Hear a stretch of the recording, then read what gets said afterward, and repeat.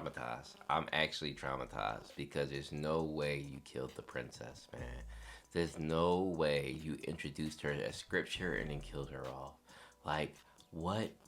Like, yo, if anybody wants me to buy a plane ticket and go with them to Korea to riot, we can do it. Because this is nuts. Let me get to the chapter, man. Before we do, hit that sub button because your boy is depressed. I don't know how much more of this I can take. Anyway, so we continue from where we left off with Tiara being swallowed, and she's riding on the inside of Enkidou or Gururu's mouth. First of all, omega pause. But where did she get this pen from? Now, I want to cover this part because I'm going to probably forget it later. I know there's a lot of theories out there right now with people on different forums and Twitter saying that off-screen. Biggest possibility is off-screen. Some people are even calling Tiara the pen itself, which I don't know about that. Some people are theorizing that, so Bomb passed, since Bomb got knocked out, it transferred back to her. All types of talking. But honestly, Steve's got to explain this because we've been making a lot of theories, like, fights with Dumas, fights with Trom, all types of different things with Bomb on him using the pen. But if he never had it to begin with, then what was the fake tension of him taking it for? Like, that's just bad writing. I hope that comes to get explained, and I would hate for there to be like 2 pens or 3 pens, or she can just spawn pens type shit. Like, hopefully we get an explanation. But Tiara does something pretty cool where she writes herself to be a dragon with very hot lava for fire breath. So we get this really cool panel of like the lizard swallowing the dragon, but obviously the dragon's coming up, and Tiara basically burns Enkidou into a crisp. The pen is such a cool ability that it can do something like this with Tiara absolutely melting him to dust, and with me pretty much thinking like the fight's over. Like, if Enkidou's hurt, like, he's got to run away. But as Tiara goes to talk to Belier, Enkidou pops back up basically like Ditto because he just keeps reforming himself, saying that he was granted 2 blessings. Now, I ain't gonna lie, I don't like this. Enkidou reminds me of a certain Dragon Ball Z character, but I'll go into more detail about that later. But he's able to do 2 things which was granted to him by administrators. The first being, he virtually has an immortality contract that he cannot be killed by any regulars. So basically, only irregulars can kill him. It's very cheap, but it also explains why he was sealed, because obviously they couldn't do nothing with him, and if he's able to take over people's body, then it would be hard to keep him down or keep him from doing some devious stuff. Which also led me to think, though, what do you guys think about this little quick theory? So technically speaking, while Tiara and we've seen other scripture die, would they be counted as irregulars? Like, stick with me here. If they are a part of Gustang's soul, technically they're part of Gustang, who's an irregular. So would they be like irregulars, or would they be regulars? Because they're not like actual like people, but they're made from his soul, which it's a lot of little dice there, and I hopefully get an explanation on what these scriptures are, because right now the theory for me is closer to test tube babyish, who need purposes. So for instance, like Richmond, they need their purpose to go back to Gustang's body, but they still obviously have blood in their body. It's a little confusing, but we'll hopefully we get more details on how they are made and the whole process. But as Enkidou is getting body, by the way, like Tiara is shredding his body, but he just keeps reforming, and he jumps into Belier's body, revealing that he can take over only males, which isn't his blessing, but he can do so. And as Tiara is like fighting him off, he's also within Gururu's body, and using Gururu as kind of like a sneak attack, he ends up getting the pen pretty sticky using the lizard's, I guess, ability and his own. This prevents Tiara from riding anything dangerous, which is a smart move on Enkidou's part. And as things get a little bit more complicated and difficult, Tiara ends up just getting pissed and releases all the Shinsu, kind of like a Dragon Ball Z hollering moment. But Enkidou takes this time to get in 2 very damaging attacks that kill her. While he's in control of Belier's body, he ends up using his hands that are been severed, which we made jokes about, to one, go through her body and then go through her head, and it results in Tiara's death. Like, I never ever expected Tiara to die, let alone die this way to Belier's body and Enkidou. It's like, I'm not saying it's bad in any way. It's just that like Tiara is a liked character, so killing her off seems kind of crazy, and a lot of people are speculating she'll come back. I don't know how I feel about that. We'll see how that goes. But as like basically the fight is over, Belier ends up talking to Enkidu while he's in his body, which is not normal according to Enkidu.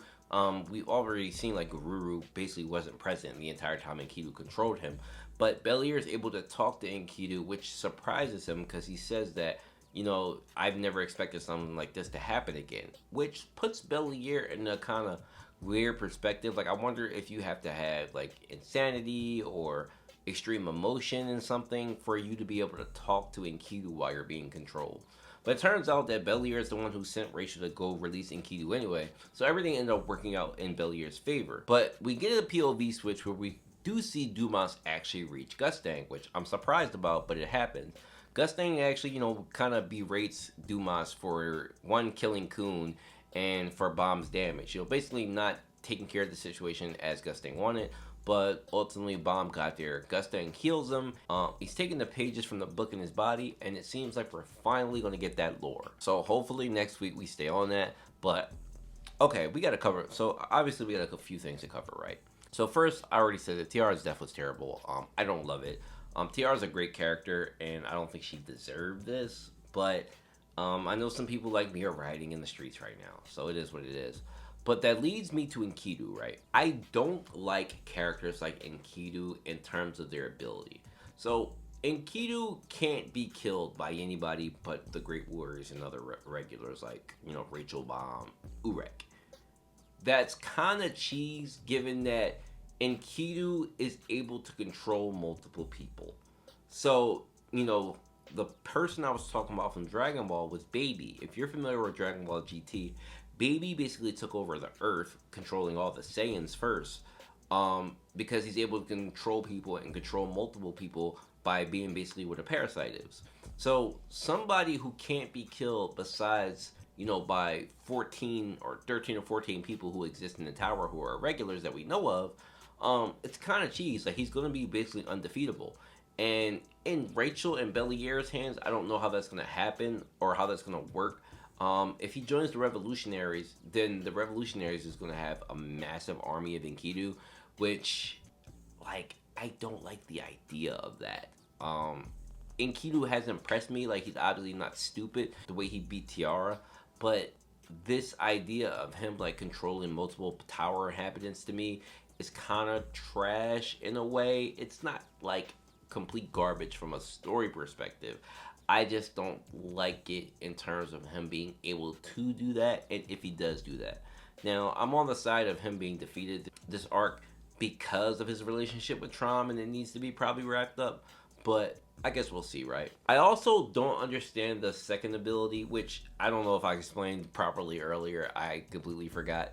I'm sorry if I butchered it. But his second ability is actually that he can guarantee a death, which I don't understand how that works. So I'm forgetting a little bit of context here, but it's guarantee a death that you deserve. Now, who is Enkidu to dictate death, right? Like, he's just a parasitic, you know, creature who can control people's bodies. So what grants him the right to grant death? Like, it seems very subjective if he can give people deaths they deserve, and especially since he can't really be killed by irregulars, it's only going to be against regulars. So it seems kind of ridiculous to him to have ability like that, because the way Tiara lost, it wasn't a testament of skill. It wasn't. It was just his Hack's ability came into play and she died.